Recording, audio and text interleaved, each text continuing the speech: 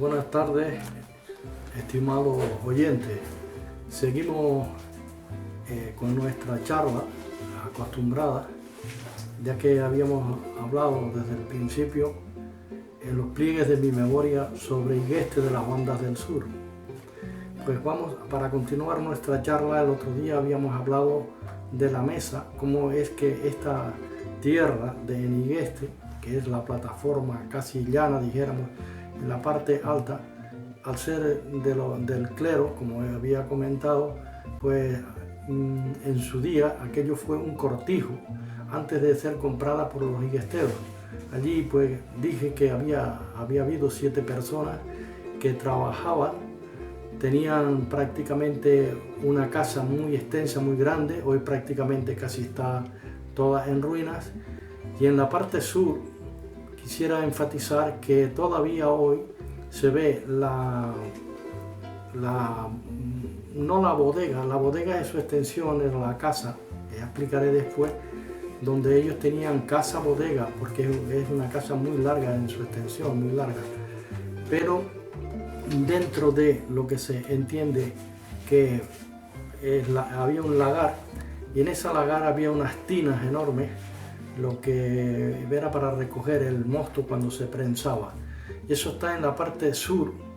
Si algún día usted visita la mesa, pues lo verá, está en la zona sur concretamente, y allí se ven los restos de las antiguas tinas y de la que fue el lagar de cuando los curas eran los propietarios con estas personas, porque eso era, como he dicho antes, un cortijo, una serie de personas supervisadas por los curas, y que en este caso ellos eran los que administraban.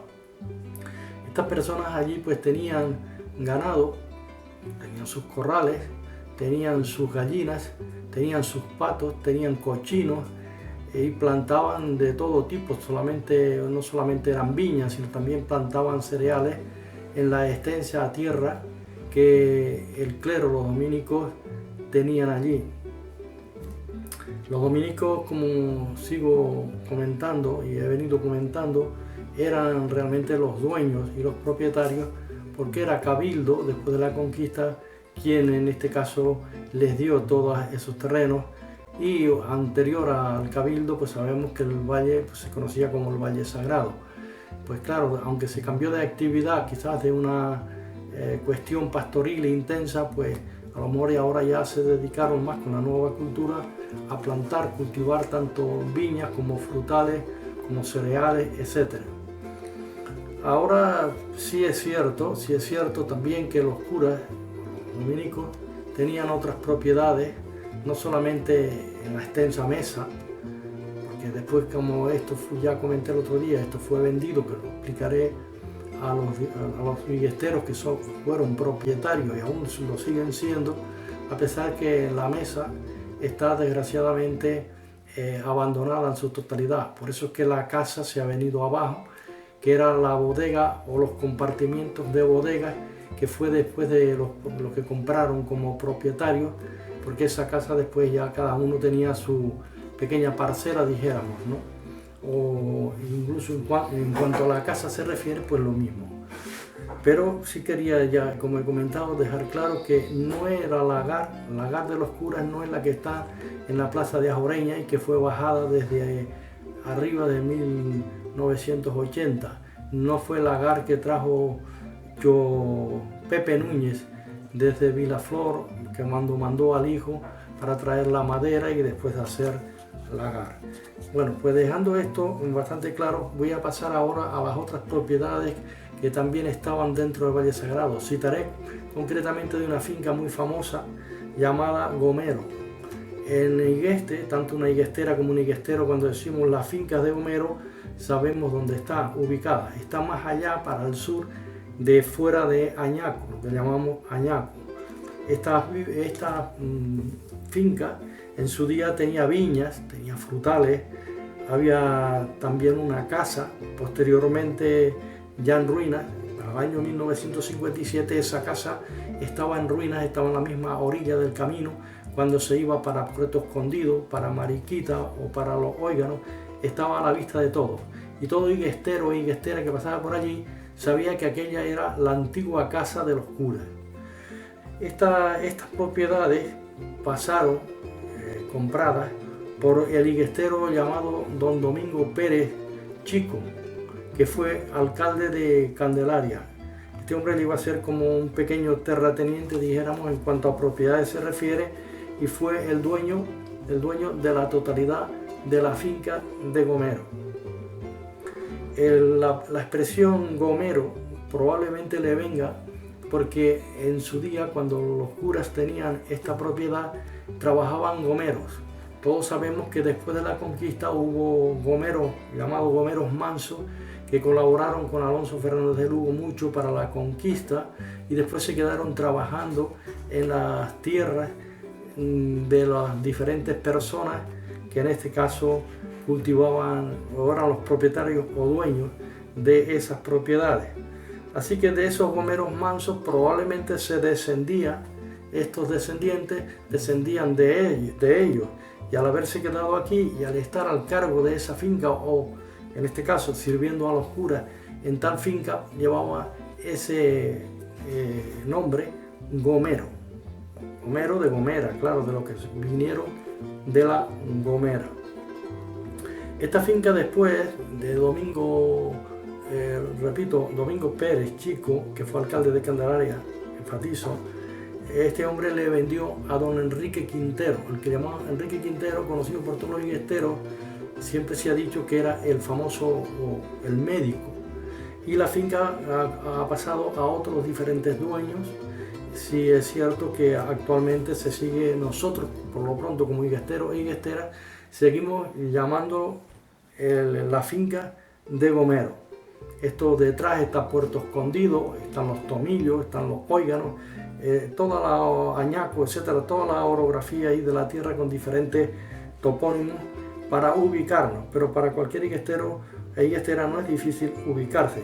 Hablo para si también hay oyentes que no son de Higueste, para que tengan una idea al respecto.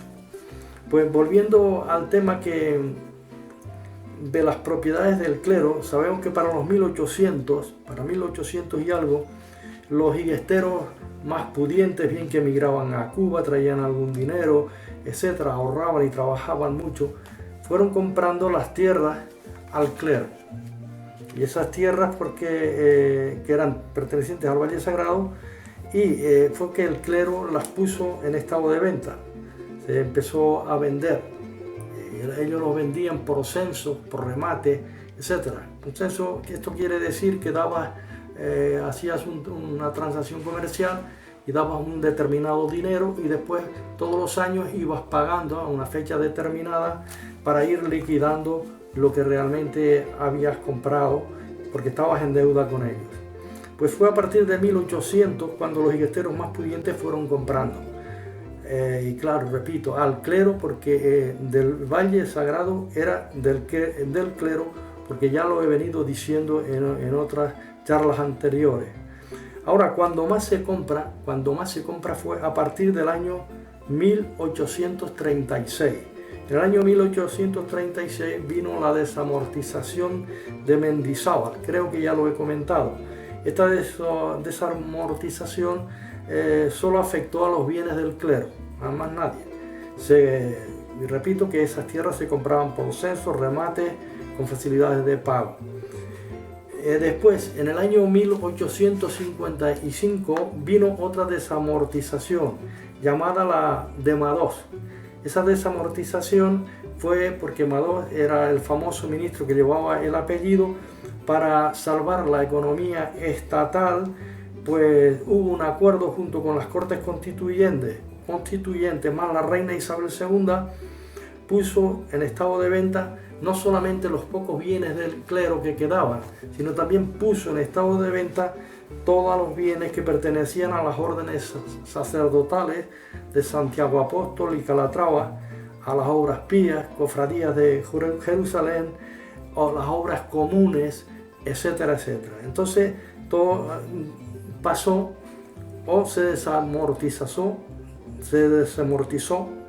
¿correcto?, para salvar la economía estatal. Y esto, repito, se le conoció como la Gran Desamortización, repito, en el año 1855. Y miren aquí este documento que yo poseo, es de esa época, 1855. Ustedes pueden ver aquí, habla claramente y dice escrituras de redención, de redimir. A partir de ese entonces empezó toda esa desamortización. Volviendo a lo que estamos comentando, en estas propiedades también abarcaba lo que se llamaba monte público, porque a los ayuntamientos se les da poderes, por medio de cabildo, las autoridades competentes de la época se les da poderes para ellos poder vender o hacer con esas tierras de monte público para que otros propietarios o personas las pudieran comprar. Esto equivalía de que había que deforestar, limpiar, roturar la tierra y hacerla producir. Pues eso fue lo que hicieron muchos higuesteros e higuesteras, los que eran más pudientes, empezaron a comprar esas tierras y, como he comentado, pues empezaron a trabajar y a roturar y empezaron a plantar muchas viñas y muchos frutales. Muchas viñas, muchos frutales.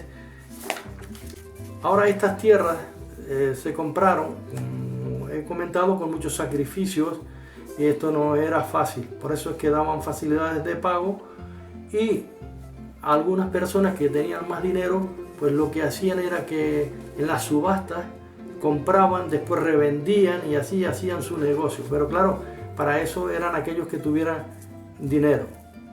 Bueno, pues todo esto, como he comentado, he mostrado con las documentaciones existentes. Esto lo guardo como oro en paño, y recurro nuevamente a otras escrituras. Miren, aquí dice bienes del clero, dice claramente, dice provincia de Canarias, y después dice bienes del clero de los padres dominicos de Candelaria. Toda esta documentación nos da a entender de que yo me guío estrictamente por lo que dicen los documentos, y en este caso por lo que dice la historia, tanto el tema de la desamortización, tanto el tema de que justifica que esas propiedades eran de ellos y que ellos venden. Ahora bien, pues continuamos adelante en este tipo de cosas que estamos comentando. ¿Por qué ahora dice, después de haber dicho que eran del clero, de haber dicho después de la desamortización, después de todo este tipo de compras, ¿por qué? Es una pregunta muy importante ahora. ¿Por qué lo de Higueste de las bandas del sur? Y aquí quizás todo el mundo esté esperando, pero ¿por qué? ¿Por qué de las bandas del sur? Bueno, cuando hablamos de bandas, se trata de sortear barrancos, laderas, montículos, vaguadas, cerros, etcétera, etcétera, o salvar grandes distancias geográficas y señalarlas aún mentalmente, estando uno incluso en otro lugar. Hay expresiones antiguas que se usaban para explicar dónde estaban las propiedades, como eran las siguientes: la banda de allá, la banda de acá, o banda allá o banda acá. Aún hoy existe en Barranco Hondo, en la división del municipio de El Rosario, que se dice banda allá y banda acá, y lo que pasa en el medio es el barranco. Pero si está en banda acá, hacia el sur, banda acá, y si está hacia el norte, banda allá, pues se dice banda allá. Así que entre banda allá y banda acá, pues va la cosa para que podernos entender. Los higuesteros tuvieron muchas tierras aún fuera del valle de Higueste. Fuera de esas bandas, por ejemplo, tenían tierras en Agache, tuvieron tierras dentro del valle mismo de Huimar, tuvieron tierras en La Rana, en las costas de Araya, en Barranco Hondo, en La Mesita, en Tostón, el Barranco del Mujón, en Barranco Hondo, en Los Charcones, que está en la costa, cerca de la montaña, media montaña, etcétera, etcétera. Los que más propiedades en cantidad tuvieron para el año 1860 aproximadamente, hasta 1920, fueron Juan Adrián Cuello Ramos y su esposa llamada María Jerónima del Castillo Rodríguez. Esta mujer era la esposa de Juan Adrián. Juan Adrián, recordar que para el año 1860 fue alcalde de Candelaria, era un hombre muy pudiente. Este matrimonio llegaron a poseer para ese entonces, sobre el año 1860, 456 propiedades, entre ellas 7 casas de la época, 2 eras para trillar, y les digo dónde estaban las eras. Una estaba en Fuera de Añaco y la otra estaba en la Hoya de la Mariana. Y es curioso que allí en esa era, mi familia, en este caso yo, tengo derecho al asiento número 2 de esa era, porque ellos, tanto doña María Jerónima Rodríguez del Castillo como don Juan Adrián Cuello Ramos, eran mis tatarabuelos. Y cuando hablo de ellos, pues es que yo he tenido acceso a la documentación existente. No es para tratar de hacer halagos o decir no, eso fue parte de la historia. Entonces mi responsabilidad es explicar la historia con verdad y con precisión y documentación. Aparte de esas eras, tenía también un aljibe que aún existe, el aljibe, y dice el cuerpo de bienes que tenía 32 metros cúbicos, que valía mucho más que cualquier casa, porque claro, el problema de aquella época es que no había galerías de agua, etcétera, y las aguas se aprovechaban y se llenaban las aljibes cuando venía la lluvia, y el agua era un bien muy escaso, muy escaso. Pero ahora también tenía una bodega para encerrar su mosto, y dicha bodega aún existe, que es una famosa y bonita casa de teja que está en lo alto de Igueste, en Las Jiménez, frente a la placita donde está el chorro. Aquella casa, subiendo a la derecha o bajando a la izquierda, esa era la bodega de Juan Adrián Cuello Ramos y de doña María Jerónima del Castillo Rodríguez. Este hombre testó en el 30 de agosto del año 1914, siendo el escribano don Segundo Pestano Batista. Y el testamento es como un libro, el manuscrito. Y digo que es como un libro manuscrito porque aquí lo tengo, si me permiten señalarle. Este es el famoso libro del testamento, como podéis notar. La caligrafía de aquel entonces, del famoso escribano don Segundo Pestano Batista. Aquí, en todos estos documentos, están catalogadas las 456 fincas o propiedades, y no era de un área ni 2 áreas, eran algunas. Hay una, por ejemplo, en Suerte Empinada, que es Barranquera Honda, la parte alta de Igueste, en el Cascajal de los Campos, donde estaban los mejores viñedos, que dice una hectárea, y una hectárea tiene 10.000 metros cuadrados, así que esas fincas no eran nada pequeñas. Lo que pasa es que después, con la segregación y la distribución de sus herederos, pues claro, se van acortando y se van haciendo más pequeñas, pero en aquel entonces era un conjunto de bienes que estas personas poseían, en la cual tenía un valor incalculable. Ahora, siempre mi interés en preguntar siempre a los míos fue por cómo él se pudo adquirir tantas propiedades. Entonces me comentan que fue por la cochinilla. En el 1860 y algo, sobre los 1800, Canarias realmente alcanzó una riqueza impresionante. ¿Por qué? Por este tipo de la cochinilla, por los tintes y colorantes. Esta cochinilla era mandada para los laboratorios textiles de Inglaterra y también para Flandes, alcanzando un enorme valor. Mucho antes de la cochinilla, Canarias fue rica por el tema del azúcar, que eso fue pues terminada la conquista, que se llamaba el oro blanco, pero después también el azúcar cayó en picado. Pues para ese entonces la cochinilla, este hombre lo que hizo fue, hizo mucho dinero, tenía muchos, dijéramos asalariados, tanto hombres como mujeres, en la cuestión, cogiendo la cochinilla en sus diferentes propiedades, le fue muy bien. Ya lo que hacía era invertir y comprar más propiedades y plantar más tuneras, lo que se llaman las higueras indias, porque fueron higueras traídas de la India. El higo pico, claro, sabemos que de ahí se sacan los porretos, se comen los higos tunos, pero la cochinilla era la base fundamental, que es ese granito que todos conocemos, que lo escachamos y es un tinte, pero claro, después cuando vinieron los sintéticos, dijéramos, relevaron por completamente a ese tipo de cochinilla, dijéramos, y ya los laboratorios no era lo mismo, ya no usaban el mismo método, porque era cuestión de abaratar costos, y bueno, pues todas las cosas tuvieron un progreso y también tuvieron una decadencia. Bueno, pues esto es lo que yo puedo explicar al respecto. Pero cuando hablo de Juan Adrián Cuello Ramos, cuando este hombre tuvo 8 hijos, después cada uno de ellos tuvo un hijo que, por ejemplo, era mi bisabuelo, que se llamó Domingo Cuello del Castillo, etc.